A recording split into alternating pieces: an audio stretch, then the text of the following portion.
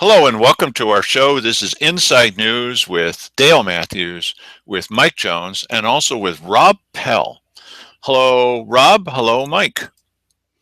Good afternoon, Dale. Hi, Dale. Hi, Mike. Hi. So we wanted to have Rob Pell on because he was a city councilor and he's got a story to tell that you're going to find really interesting. Most of these details, this is the very first time that you've ever heard this. And so he's going to fill you in. He's going to tell you some things today that are just going to rock your world, right, Rob? Isn't that what you promised? I'm going to tell the truth as I know it about the 2009 council and what our goals were and who we were and why the city staff had to work as hard as they could to get rid of us as soon as possible. Well, tell us all about it, please. The stage is yours. Mike, would you start constructing a stage, please? Sure. Yes, I will. I'll get right on that. I'll measure twice, too. So the 2009 council came into office, and I was, I won the election in 2008. I had run against Roy Lindsay and basically beat him in a landslide. It was 60-40, even though he had the support of the Chamber of Commerce and a lot of those types. But I think people were ready to try a new path, try some truth, and so we were elected and we went in office. And I really think that we didn't have many preconceived notions, except for the fact that we wanted to look at everything, meaning that we didn't trust that things had been run well, run efficiently, run properly. And to go back, when during a candidates forum in 2008, the Daily Courier was doing a candidates forum, and one of the questions that was asked of all the candidates was, do you think the city staff has too much power? I remember that. Or it's been said the city staff has too much power. What do you think? And my response to that, and I just spontaneously said it, I said, it's not a question of the city staff having too much power. It's a question of the city council not fully utilizing the power that they have. And I said it's very similar to inner city punks. When there's no strong men around, the punks run wild. Wow. And when I said, why didn't you tell him what you really felt there, Rob? I love this. And when I said that, I looked in the back of the room, and there was a friend of mine, and she was just laughing. And then all of a sudden I realized what I had said, and I was a little bit surprised that I allowed that to come out. And then I realized, you know what? That's how I feel. That's the truth of it. Let people vote for me or not. Well, please do that on this show today. Thank you very much. Well, I mean, what a coincidence that is the launching of a campaign. Sounds very similar to Sandy Casanelli's story, where she just got, well, I'm going to get in there and say whatever I want to, and if people like it, then they'll vote for me. Right, and I worked real hard on my campaign, and I realized that I really had a strong feeling that I was going to win. So I started really working on trying to get three other guys that I felt I could work with and that who I trusted. And the four of us got elected together. And we ended up having, between the four of us who got elected, who saw we saw things very similarly on many issues. And there were two counselors that were already there who we also saw we saw the world through a similar light. We had a majority on many issues, and which we found out after the fact, but we had a majority. So the night that we were sworn in, or the day we were sworn in, our very first meeting, it went till 1 a.m. The next meeting also, I think the next two meetings also went to 1 a.m. And wow. In the way at this point, staff just tires out the council with reams of information and reams of paper and just one boring presentation after another, and they just break them down until they reluctantly give in. It was actually going in the other direction. We weren't going home until we had answers to our questions. We weren't going to stop asking them, no matter how many times they either didn't answer or lied. We were going to keep coming at them. You know what? Pardon Pardon my interjecting here, but you know what? This is a very interesting thing because this is an observation that I've made about both the city council and the commissioner's office. Is they're constantly like almost make work busy with this seemingly ridiculous and boring and stupid legislation. And I thought, you know what? They are just keeping these people too busy to be stepping back and seeing the picture. And I thought, the way to go in there and do this is just to say, no, listen, we're setting the agenda here, and none of this stuff you're bringing us is stuff we're going to do. Well, that's amazing, because one of the things that we did was we actually, by following the charter, letter of the law, we actually decided that, you know what, the council is going to set the agendas, because that's not the way it's been. The staff was setting the agendas. And that was one of the first, that was in the first 6 weeks or so. Once we realized how it was working, we were like, that's not how it's going to go. We're going to decide what's going to be on the agenda. And of course, and we gave staff no choice about that. That was the way it was going to be. The first night, though, we inherited stuff that the prior council had left over. And one of the items, and they thought we were just going to rubber stamp it because it had already been vetted and so forth, was a new phone system for City Hall. And they just wanted us to rubber stamp a $570,000 new phone system. Wow. Yeah, that's a big ticket item. And we were, we asked them, well, geez, when we call City Hall, we can get transferred from one person to another, and we get through, and what's the problem? Please explain. That system's 5 years old. Why, it's beyond its useful life. Yes. Beyond its useful life, but more importantly, they tried to tell us that if it were to break, you could not get replacement parts. We'd be in really... That sounds familiar. Okay. Yeah, okay, but then when it does, then you replace it. Of course, we delayed that, and then finally killed it in a future meeting. And of course, tell staff they can't spend $570,000. They'd already been licking their chops over, and that's like taking a steak away from a Rottweiler. But you do so at your own risk. Right. But one of the other things that came up that night, and it's interesting because it later came back as part of the recall, is I had heard before I was sworn in that because building, meaning construction and new projects, were slowed down all over the state due to the economy, the city of Bend laid off, I believe, about 10 city planners. Medford had laid off 5 city planners because there was nothing to do. Our city planners had almost nothing to do. And a few of our city planners were actually getting retention bonuses. They were getting bonuses to stay at City Hall. That's lovely.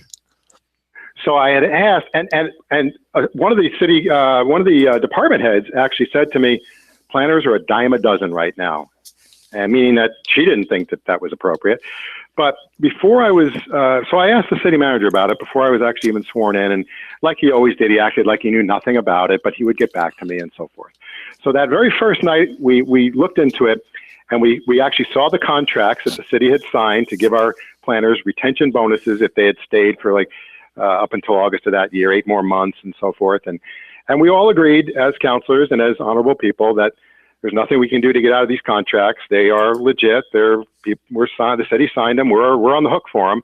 But I made a suggestion. I said, well, maybe some of these people, they're already 2.5 years into these contracts.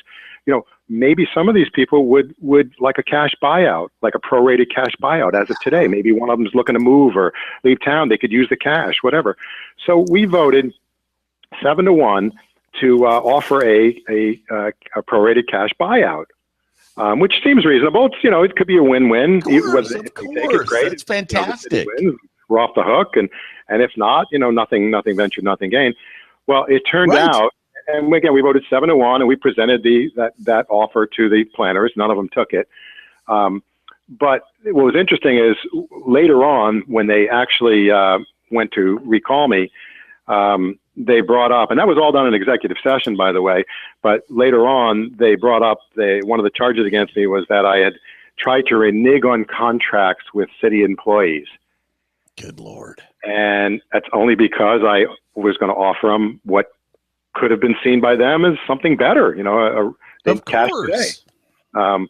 But anyway, that was the kind of thing. So we're looking at phone systems, and we're looking at retention bonuses. And, there was a sludge truck that they had budgeted for about $300,000 to buy. It takes the solids from the waste treatment plant over to the landfill or the place where it goes. And they had budgeted about $300,000 or $350,000 or something like that for a new sludge truck. And when we looked at it, this is a truck that is very, very low miles. It was only driven 2 trips a week. And the existing sludge truck needed about a $6,000 weld repair to its lift, to its hoist. And, okay, that was $250,000 that didn't need to be spent. So these are the kinds of things we looked at. And one last thing I'll mention, because this actually stuck in my craw a year before I was elected, one of the things that made me decide I needed to run was a guy named Jerry Liegeld, who had been on the budget committee several terms. He actually ended up being the chairman of the budget committee when I was on the council. He actually asked the city, please give me a list of all the city properties in the city real estate. Give me a list. And they told him that they needed $1,200 for him because it would be such an expensive amount of work for them to come up with it that he needed to pay for their time. And it turned out that in Grants Pass, the way that things were structured then, they could charge up to $195 an hour for records requests. And that's if the city attorney had to be involved, or the city manager or assistant manager. They could charge their up to $195 an hour. And all over the state, records were free. They were online. They were $25 or $15. And we were the outlier. And we looked at a dozen different cities, and we were clearly the outlier. And when we went to change that, we were told by David Reeves, "Oh, this is going to bankrupt the city. We're now people are going to be inundated with requests if we bring the price down and all this other stuff." And it turns out we changed it, and now people get a certain amount of minutes for free every year, to look for some records. And after that, you pay a small token amount, like you do in any other city for public records. But it wasn't that way when we went in. So these are the kinds of things that we started to do, and we started to do them quickly. And we started asking questions, and when they told us that they didn't have the answer, we asked it again, and we waited, and then we asked it again. And your city councilors asking for this. It's not just like citizens are asking for it. Ignore those citizens. Your city councilors, elected city councilors. And a majority of us were asking for most of this. This isn't just in that one outlier, one guy asking for. No, we were all interested. A majority of the council were interested in all the things we're asking for. And they would bring the city staff on KJO radio and make them look good and so forth. And we said, well, wait a minute, we're the elected body. Why aren't we on the radio? Right. Okay, so we decided that no, staff's not going anymore. The council's going. That's the way the commissioners do it. The elected representatives go. And then we decided, okay, we're going to have 2 councilors and 1 staff member. And I think it was KJO that said, no, we're not going to do it that way, but we'll have the staff on one day and councilors on another day, and the councilors will be on every month. And so, we took over, we started writing some of the city newsletter, the propaganda piece they send out. And, we're of the opinion, geez, we have complete control over this. Why does the staff get to use this in the way that we want to, in the way that, they want to use it? We should have complete control over this, or at least partial control. And so I started writing one page, the other counselors, we would decide on what we were going to write about, and then they had me write it, and then I'd go back and they would approve whether or not they liked the piece or change it or edit it. And then that would be in the newsletter. And actually during budget time, Laurel Sampson, David Frazier actually cut the funding for the city newsletter completely out. And we only happened to discover it right at the very last minute. Their explanation was, well, we don't need a newsletter anymore. We can just do it by email. And, the last thing they wanted was for the councilors to have any say in what went in that newsletter. But so, this kind of thing went on. And, bottom line is they did what they had to do to, they were scared for their lives or their jobs, I should say. We also decided we needed to do performance audits. And people don't understand that performance audits are a lot different than a financial audit. Financial audit just looks at whether or not the column of figures is correct. Whereas a performance audit looks at, well, does it make sense? Meaning that you could take one of the city's Priuses up to Les Schwab and you could buy mag wheels and fat tires, and the math on the receipt would be correct, and that's what a financial audit would show. But a performance audit would say, geez, on a Prius, why do we need $1,500 worth of mag wheels and tires? And the tires are already brand new, so why do we do it? Yeah. So we looked at that kind of thing, and it turned out that the auditing firm that had been doing our financial audits in the city was the same as a company that had done it up in West Lynn, and they actually discovered a multi-million-dollar embezzlement up there. A $12,000 performance audit up there discovered a multi-million-dollar embezzlement that the financial audit didn't catch at all. So that was kind of the thing that pushed us over the edge. It's, we need that. So the first department we decided to do a performance audit on was community development. That's where the planners came from, and that's where developers and builders had to go through community development to get their permits and so forth. And we had heard from many, many builders that it was just a nightmare dealing with these people. And we didn't like that, So we wanted to make sure that department was running well. We had our doubts, but we wanted to make sure. Well, the first thing that happened was the department head, Jim Huber, when he found out that was the first department that we were going to target, he handed in his resignation, and which should tell you something. Yeah. And, he took a job over in Medford, but the fear he had of being actually looked at and scrutinized, I think, just pushed him right out the door. I'm like, oh, well, sorry, don't let the door hit you on the way out, but that's the way it's going to be now.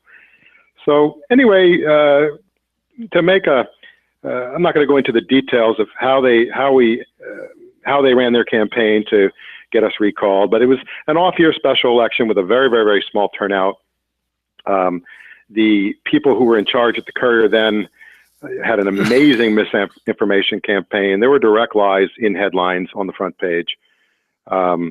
Things that were just bizarre. Like what? Tell us what.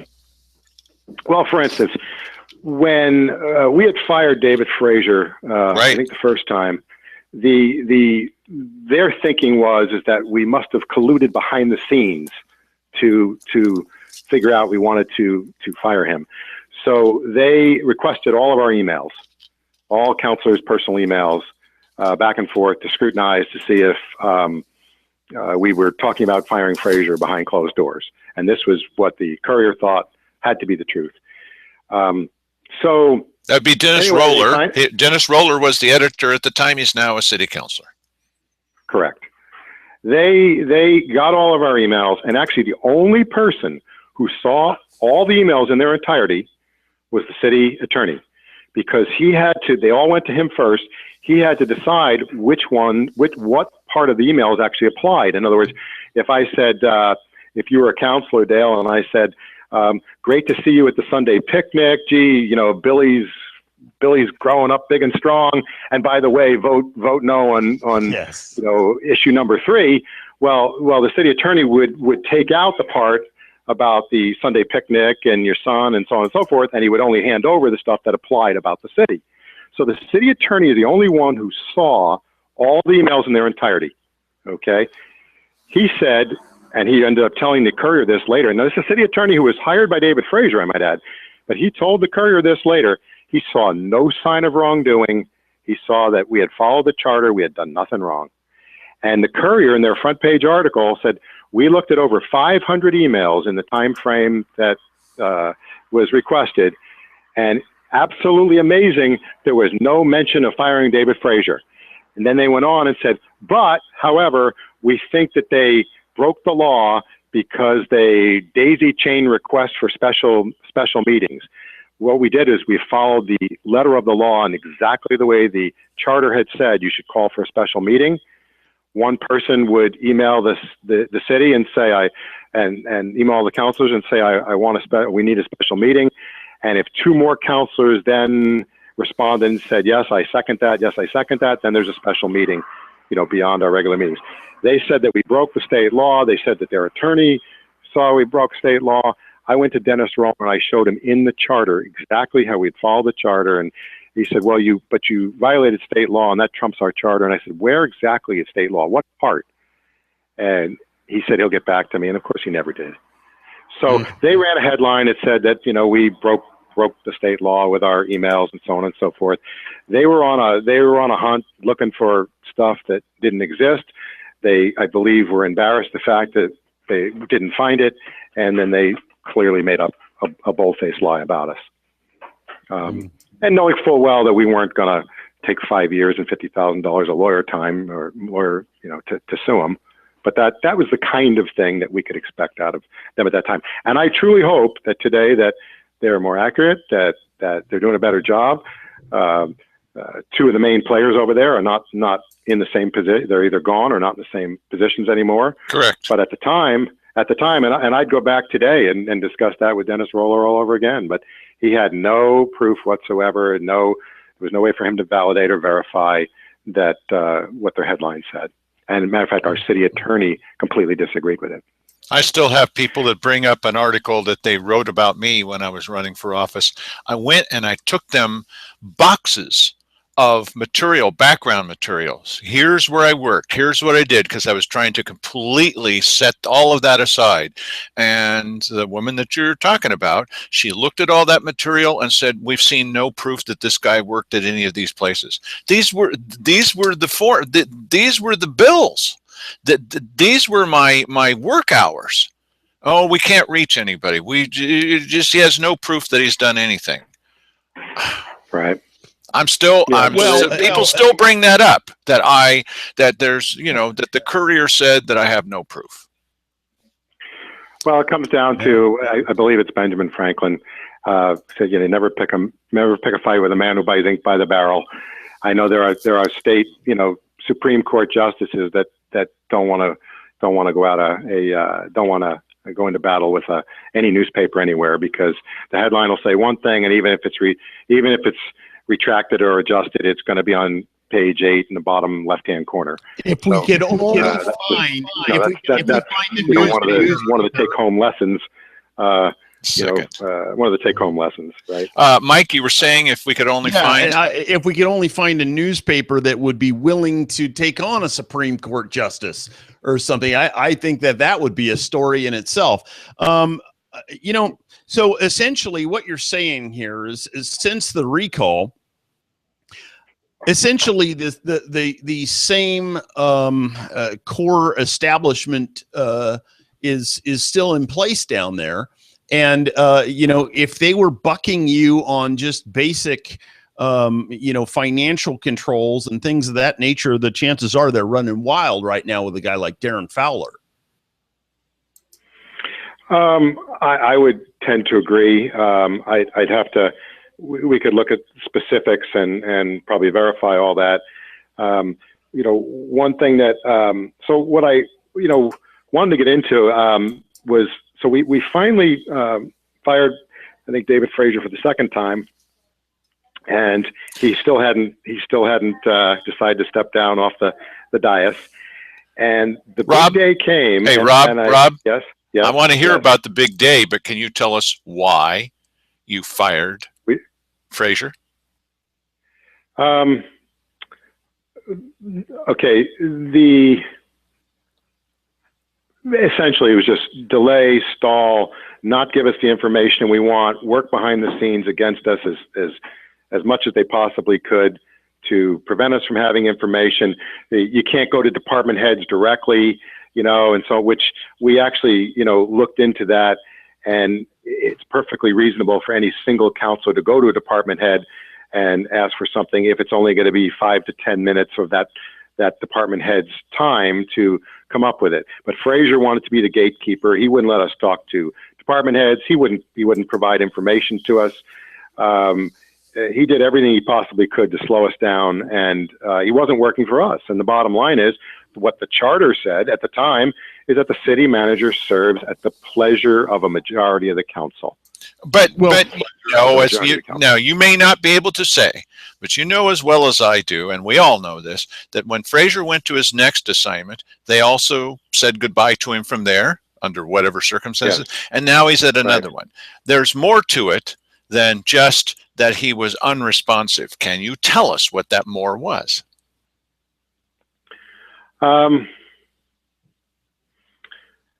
I think that unresponsive is enough. There are we'll say I'm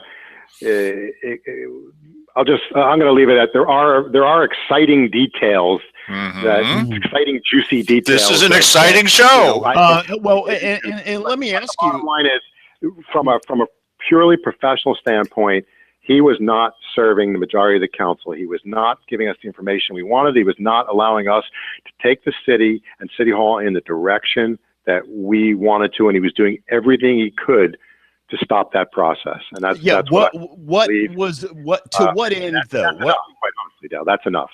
To what end though? What is the rationale? Why were they doing it? What was he protecting you from finding out or seeing? Did you ever get to that? Well, everything that we got to, okay, geez, what's happening with our planner contract? Oh, they have retention bonuses here.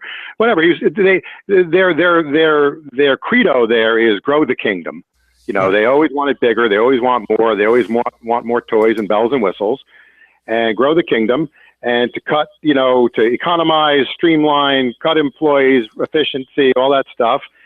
That doesn't get them an increase at their next job. So, meaning that, let's say you take a city that is 15,000 people when you're a city manager and you start, and 10 years later, through annexations and everything else, now the city is 30,000 and the budget's doubled and everything else.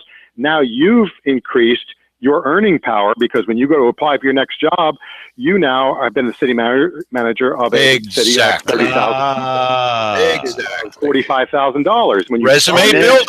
Yes, there we have it. There we have it in a nutshell. The most expensive contract in the history of Grants Pass, as they're now talking about this new water plant. Well, we're building the resume for Jay Meredith. Yes, right. And all of them. Okay, and now, Rob, please tell us about, many people don't remember this or didn't understand it at the time, the River Project, the thing that was the death knell for you reforming counselors, the River Project. Well, the River District goes back to 2008, and that was, I'd rather, actually, it takes us out of sequence. Okay. All right. Kind of, because it goes back, but in any we event, just got another 3 hours, decided, Rob. Okay, go ahead. We had decided that we were going to fire David Frazier, and we did, and he refused to leave, and so on and so forth, and the Courier has actually come close to reporting that one pretty accurately lately, in their more recent reportings of it. Oh, no, they have. It's kind of cool, but they and I know, Dale, that I think you were there the day that Mark Seligman and Pam Hackett I was there. shouted Frazier down and all that. Made me a little uncomfortable, but it worked.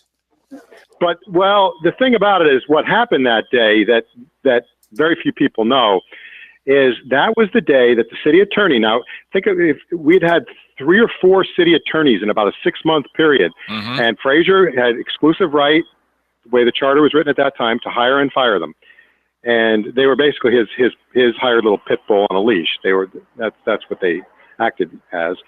But anyway, that meeting, the city attorney read him a letter and presented the letter to us and said, Mr. Frazier, you've been fired. You can challenge his firing in court if you'd like, but you're going to have to do it as a private citizen because you're done. And he sat up there, and it was after that when people in the audience started shouting him down. But here's the interesting part that nobody knows is that the city attorney had spoken very, very hesitantly and very haltingly, and he was nervous. And it wasn't. And I went up to him afterwards. I said, "What's up with that, Doug? You really seemed nervous when you were delivering that message." He said, "Well, I didn't even want to get to this meeting. I had delivered that letter to David Frazier half an hour before the meeting, asking him to step down. And he said that if I delivered that publicly at the meeting, that I would be fired." And he had the power to do that at the time. Well, and 2 weeks later, after he was gone, after David Frazier had stepped down, Doug McGeary was fired by Frazier's successor, Laurel Sampson, who, he was fired. He was gone. And the city and the city council at that time had no control over that. Now, since that time, the charter has been adjusted and I was on the charter task force. And now the council actually has the city manager, but with the okay of the council, Right. does the hiring and firing. But the council now is involved as well. But anyway, that was the day that Fraser actually had to step down, and that's of course, right after that is when the recall thing really ramped up. And in an off-year special election, we got recalled, and that's it is what it is. Reason for the recall, Rob. Pardon me? Reason for Yes. the recall. Well, they said things like we had created a hostile work environment. That was mostly, it was all different spins on that concept. They said that about Sandy Casanelli too. Yes. Yeah, we tried to break. I tried to renege on a contract with the city employees. That was with my suggestion that we offer them a prorated buyout. All those kinds of things. One guy actually, one of the reasons for Mark Towns is because he was against the city safety levy at that time. That was the reason they used against him. Oh, that's lovely. Yeah, but basically it was creating a hostile work environment, that kind of thing. And the Courier actually fanned the flames of that kind of stuff. I remember. When I asked for clarification, this at one point, this city, one of the employee unions had said that they would defer their raises for that year. And I asked for a clarification. I said, so do we have to budget for these or not? Do you want them later? Do you want them later with interest? That kind of thing. And the way the Courier reported that, they said, well, Councillor Pell doesn't trust this union. And when the union said that they would pass on their raises, he's questioning their motives. Well, the union never said they would pass on them. And I pointed that out to Jim Moore, and when he wrote the story the next time, he said, the union said they would forego their rises, and Councillor Pell is questioning their integrity. And Jim Moore. And I said, no, they never said they would forego their raises. They said they would defer them. Defer them means they're going to ask for them again later. And I'm just doing my due diligence here as my fiduciary responsibility to the people to find out what does that mean. And anyway, that became, again, one of the charges against me. I created a bad environment and so on and so forth. So it was all this stuff that was made up. One cool thing that I just found out recently is they basically, the chief petitioners for the recall they were basically just beards for the people that were doing it. The chief petitioners knew nothing whatever about the issues. They were just names and people they could get to sign the one of the guys was actually new to town and has since said very recently that he's completely embarrassed about his role in the recall, that he was put up to it by Reeves, and that Reeves, he feels at this point, is a divisive force, and he's embarrassed that he was ever involved in the recall. And, he was new to town, he was in Reeves' church, and so on and so forth. But what's that fellow's name? Can you say that fellow's name? I think we need a phone number there. It's either Jay or John. Jones is his last name. Jones. He was one of the last petitioners. Yeah. Okay. He was one of the chief petitioners. David Reeves. So who were the actual people behind, the real powers behind this? Who was actually in charge? That's a really good question, because we had enemies on with the government employee union people, of course. You were reformers, of course. They're not looking for efficiency. But here's on the other end of it, which is fascinating. And a lot of people never talk about this or thought about this. For several years before that, there were committees that were studying the new urban growth boundary and where that should be, and how people out in the county are going to be able to cash in on their land, because when it becomes part of the city, you can build 6 houses per acre, and the county you can only build 1 or 2 or whatever it was. So that we actually requested all the letters that any of the public had ever sent to City Hall about the urban growth boundary. And we had boxes full of letters from developers that wanted their property included in the next urban growth area, and so on and so forth. And all of a sudden, pieces started making sense. So we had people in the government employee unions that were threatened by us, but just the fact that we were looking at the urban growth boundary process and just looking at how that reevaluating whether or not those figures were still accurate, whether the growth rate and the projections were accurate, which of course they turned out they weren't because they were based on projections that were done when we were growing like crazy in 2004. Right. That's right. So just the fact that we were looking at it, we had big players to the right, meaning big developer, banker, builders who are saying, hey, these guys might rock the boat. We don't know. They're asking questions. And I know Rich Michelin is the counselor who's really financially savvy when I was on, and he was asking the questions about that stuff. And I didn't know where I was going to go with it. But you know what? I absolutely backed him getting any and all information because I wanted to know. And the fact that, you know, the Urban Growth Boundary Committee already had 2 years into it, and well, we can't go back and redo all that great work they did. That wouldn't be fair to anybody, and all that, you know, that line of thinking. Well, the fact is, it may not be accurate. It may not apply. So I had an open mind to that. But so we had some. When you ask who's behind the recall? Yes, who? Of course you got the government employees. They were at the recall booths getting the signatures. But behind the scenes, to what degree? Builder, banker, developer, the big boys were behind it. A little guy like me will never know, but I also strongly suspect that a lot of the big boys were behind it too. Do you have any one or two names of people that you feel that you're pretty sure were behind this? I know you do. Can you say it? You know, yeah, I'm not going to say because I have no nothing to go on except my gut, and I don't want to go there. You know, I'll name pretty much any name if I have anything that I can substantiate it with. But it's you know the biggest players, the biggest bankers, basically the biggest, and you can people who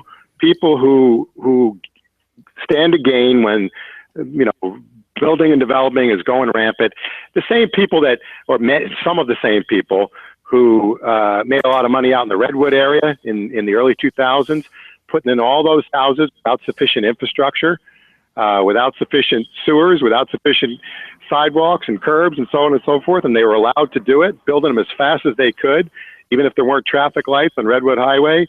These to keep people safe, even if the area was flooded, and which it did because there wasn't correct sewers and so forth. These are the same people that don't want guys like me or the guys like that council at that time looking at too many details about where you can build and how quickly you can build and that kind of stuff. Now, So Rob, I'm both sorry. sides. We could go several shows with you very easily. You notice that mostly we're not talking, it's you. Very unusual for us. Can you tell us, in the time we have remaining, we've got about 10, 12, 15, an hour and a half left. Can you give us an idea of, tell us, I've asked about the River District. And tell us, that seemed to be the thing at the time, as I recall, as I remember, was the thing that led to them saying, oh, we can't tolerate these guys. Well, actually, you have the chronology a little bit off because the River District was 2008, and I actually was very, very active in trying to get that to a vote of the people, as was Ward Warren and then Mayor Len Holzinger.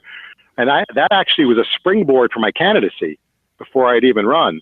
And that's what kind of gave me some of the, we'll say, mainstream support because I was standing up for the people.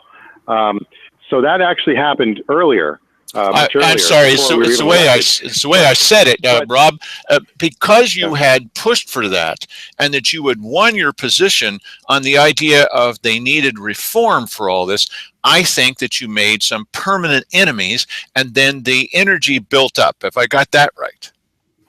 Yeah, that's probably accurate. And the thing about it is, especially that year, 2008 was a huge turnout because you had a black guy running against a white guy for president.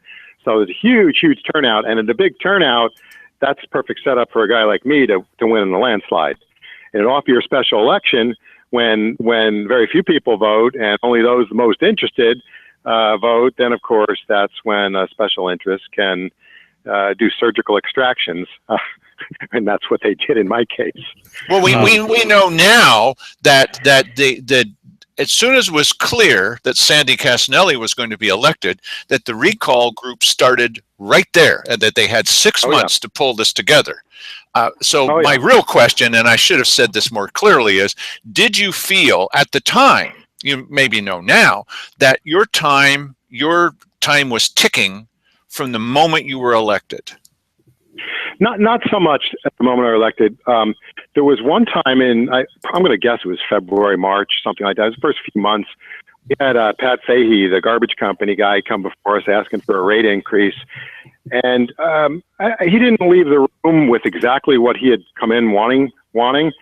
And before we left the room that day, he was in the back corner, and a number of people who were at the meeting said that they heard him saying the word recall after he didn't get his. He's not he's not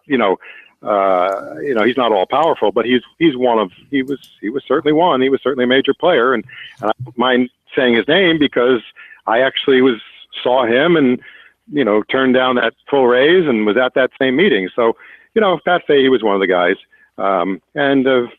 Anyway, what I wanted to get to, Dale, is I want to kind of finish this line of thought, if possible. Please do. Okay, so what happened after we were recalled? Because to me, the recall, I would just call that part of politics. What happened afterward, you could also say it's part of politics, but it was really, really disgusting. The seedy underbelly. So we're recalled now that the city is left without a functioning quorum for the city council. There can be no meetings and so forth.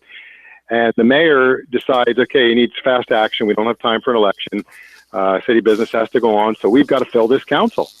And so he had interviews and so on and so forth. And he was going to select the council. Whether or not that was even legal, nobody knows. And maybe it even went to court at that time, but it was unprecedented. No one had ever seen anything like it, where a quorum had been recalled. So it was uncharted territory. So, and I don't necessarily begrudge him or anyone else trying to fill the council quickly to make a governing body. How it was done, though, was about as anti-American as possible. So basically, they did interviews, except they were closed-door interviews. There was no application process. There was no announcement that interviews were going on, public announcement. It wasn't like an ad in the paper and saying, hey, bring your resume, and we're going to hear interviews all day long, and we're going to choose. Nobody even knew the interviews were going on. Nobody knew what the criteria were. Nobody knew anything about it. Next thing you know, the day comes when the new council is announced to everyone. The God Squad Council that had the two ministers and Mark Gatlin and so on and so forth, and nobody ever found out what the criteria were for how they were selected, when they were selected, or exactly by whom. And one of the worst parts about that to me is that the local media was dead silent on it. No criticism whatsoever of That'd the be process. Jim Moore once again, yeah. Well, and I think this top to bottom. No, I mean, unbelievable. Now, part of that is because maybe some of them wanted to see us recalled, so they're not going to be critical of the mayor after we are recalled, Right. But and it would seem as though the Courier wanted to see us recalled by the way they wrote the stories. But the fact that there was no application process, no public vetting, no one could watch the answers or how it was done, none of that, that just was messed up. Hey, Mike, you had something to say there, bud. Mike? Okay. It's a little bit difficult that's the for part Rob that to hear. everybody kind of knows. And then the next part of that piece, the next piece of that was, okay, so now how can this hand-selected council clean up David Frazier's resume and turn his firing into a resignation? How can they make sure that happens? Well, here's the part that I didn't even know about till after the fact. It turned out that Mayor Murphy filed a lawsuit against me and the other recalled counselors, and it didn't say city council, it said our names, Robert Pell, Ward Warren, Mark Towns, et cetera, et cetera. We were sued, and we didn't even know that we'd been sued. And actually, we had our day in court, except we weren't there because we didn't even know about it. So what happened is the mayor had sued us saying that we had violated the charter when we fired Frazier, because we fired him first with a resolution that the mayor vetoed, and we didn't have the votes to override the veto. But then we fired him with a motion, which is not vetoable. It was, so we had 5 people that went to fire him. The mayor couldn't challenge that, and so he took it to court. He said that he had the right to veto that firing. The fact is, the city charter said that the manager serves the pleasure of the majority of the council. It doesn't say anything about the mayor being involved. It doesn't say that the mayor can veto it, nothing. So he took it to court, and before it went to court, it went in front of the new appointed city council, who then basically stipulated to the mayor's assertions and said, yeah, we agree that it should never have happened. And so that went to court. Mark Bartholomew theoretically defending me and the other counselors, even though we didn't even know we'd been sued, even though we'd never talked to him, and we never had the ability to explain in court what had happened. This went in front of Judge Hull, and Judge Hull said, oh yeah, well, you know, they shouldn't have fired him with a motion. Well, this is what Bartholomew had put in front of the judge. Never should have been fired with a motion. And as a result, it was an invalid firing. And they actually, the settlement of that case prevented the council from ever firing a city manager with a motion again, which effectively changed the city charter without a vote of the people. And this is Mark Bartholomew taking the case to the judge. The judge, I suppose, you know, could have asked for more detail and said, hey, where are these guys that are named in this lawsuit? How come I don't get to talk to them? You know, right. Where are the defendants? But the defendants are right there in the paperwork. Where are they? But he didn't. And so he essentially, you know, gave Bartholomew the result he wanted. And so that changed Frazier's firing into a resignation. And of course, he got his severance and cleaned up his record, and it gave him a job up in Oregon City, which of course he got fired from and got severance up there, and so on and so forth. But yeah, and again, I didn't know about the lawsuit until probably a month after it happened. A friend of mine somehow was at the county courthouse, and maybe even a county employee, and said, "Did you know that you were named in a lawsuit?" And I said, "Really? I know nothing about it." And I went and I got all the court papers, and I found out that I'd lost the lawsuit that I didn't even know anything about. Wow. Hey, Mike, what do you think about that, bud?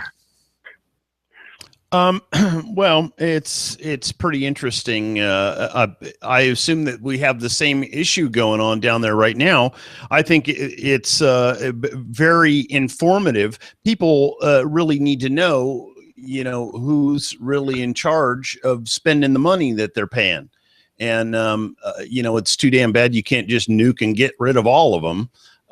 You know, and it may sound crazy, but you know what? I don't like the idea that we don't have any control at all. And we have these people that are unknown behind the scenes that are pulling the strings on stuff. And the same thing happens here inside county government. SOS cuffs, these are all these little backroom insider people that are pulling the strings outside like, oh, we're just a grassroots citizens group. And you know what? I'd love to rip them out by the roots. Hey, Rob. In fairness, Mike, much of this would have turned out a lot differently if in that off-year special election, enough people who had voted for me in the landslide had come and voted against that recall.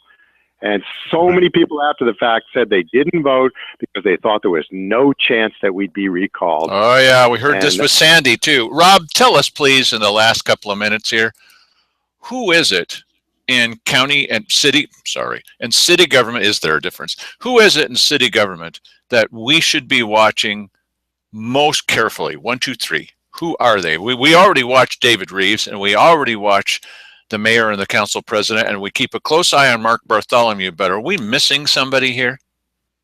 Well, you know, it's very interesting. Those people, though, are all pretty darn predictable. Who we need to watch is our counselors. And when you get a counselor that starts out strong and is is a good reformer and a good representative of the people.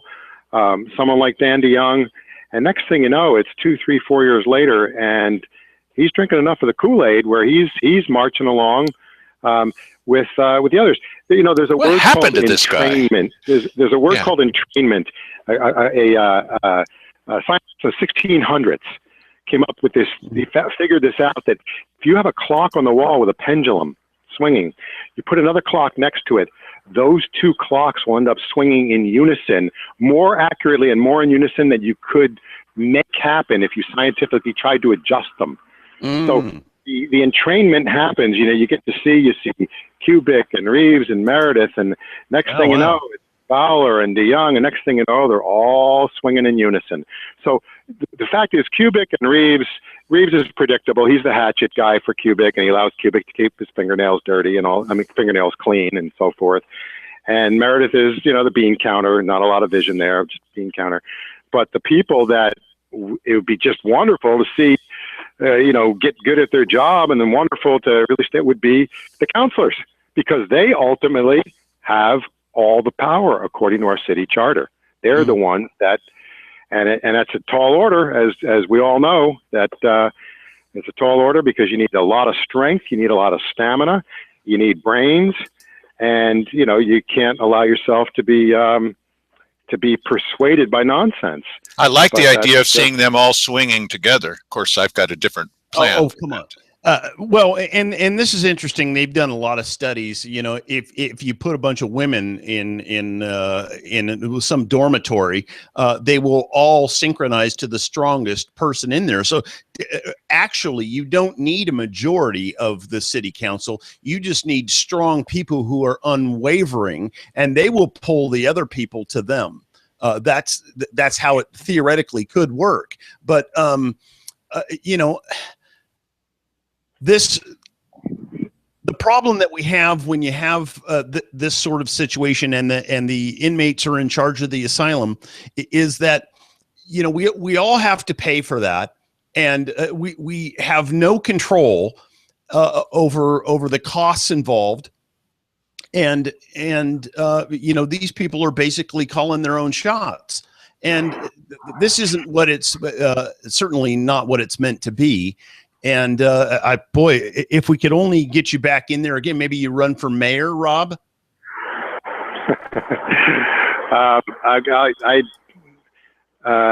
finalize that decision some other time. I don't have any plans right now to run for office, but I would say, Mike, I agree with you, and you can only hope that if these people get their head out over their skis too far, that you know, the thing comes crashing down, because it's very, very difficult to go in there. As you know, they are professional. The city planner reads City Planner daily, and city manager reads City Manager monthly, and they've got resources and ideas from all over the country, all the bureaucrats, and they're all working.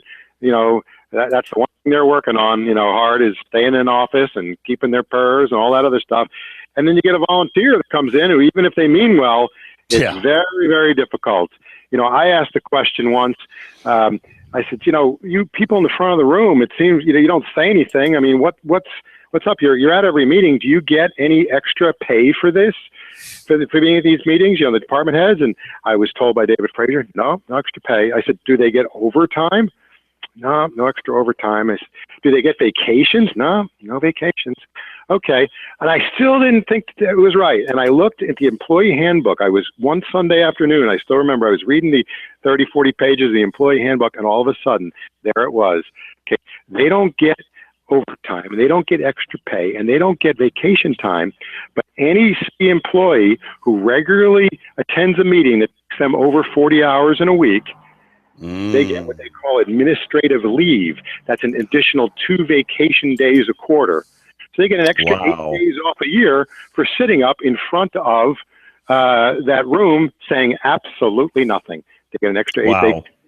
But again, I didn't know to ask the question with that exact language. That's the point I'm making, Mike, is that it's very difficult for an amateur, you know, to go in there and ask the right questions, to demand the right answers. It's not easy.